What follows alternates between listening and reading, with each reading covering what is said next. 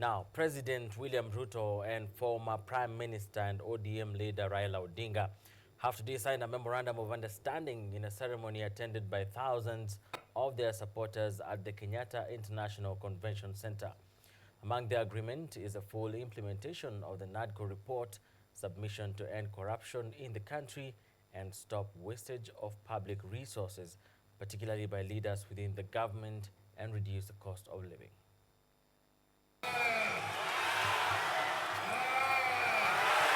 Speculations of a possible coalition between President Ruto and Raila Odinga have finally come to pass with the signing of a memorandum of understanding between the two of the country's biggest political parties, the ruling UDA party and the ODM, which had previously been part of the Azimio coalition in the opposition. The MOU was signed at the KICC with thousands of Raila Odinga and President Ruto supporters in attendance. Hayawi!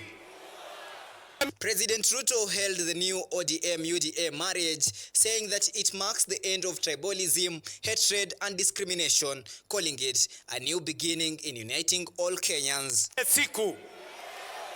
Leo ni ile siku ya kumalizana na ukabila, kumalizana na chuki, kuondoa ubaguzi na kuunganisha Wakenya wote.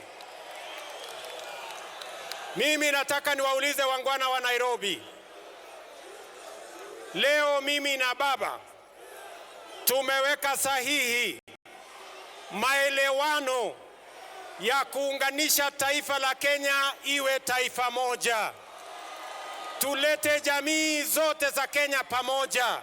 On his part, Raila Odinga emphasized that the unity of his party with the government was a courageous step, saying that ODM decided not to stay aside and criticize, but rather be part of the solution, stressing that the coalition had no political arrangements. The carrier goal of the MOU is to help ease the prevailing tensions in the country, reconcile the population, alleviate their suffering, and move the country forward by addressing the critical social, political, and economic issues our people are grappling with today.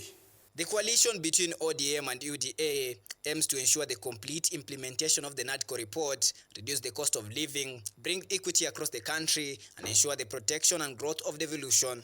The coalition also plans to increase job opportunities for Kenyans and ensure that the right to peaceful demonstrations is protected, with all victims of protests being compensated.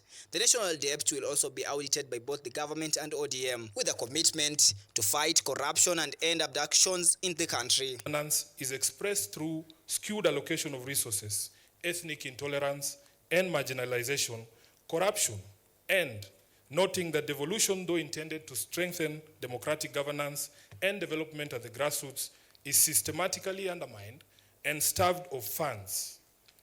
Now, therefore, His Excellency President Dr. William Samoei Ruto, CGH, and the Right Honorable Raila Odinga, EGH, being the party leaders of the largest political parties in Kenya and bearing the greatest political responsibility, acknowledge the need in setting up a broad platform for collaboration and cooperation between all political forces and other stakeholders in the Kenyan society. Locations. Number 8, the fight against corruption.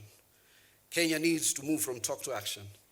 We must move from the fight against corruption to winning the war against corruption. We must enhance the capacity of institutions that enforce accountability, and particularly the offices of the Auditor General, the Controller of Budget, and the Ethics and Anti-Corruption Commission. Counties and political parties are also expected to benefit from this coalition, which will be done through consultations between President Ruto and Raila Odinga, as well as exchange of various experts from both two parties to ensure good governance. Blue Smile Hassan, KUTV.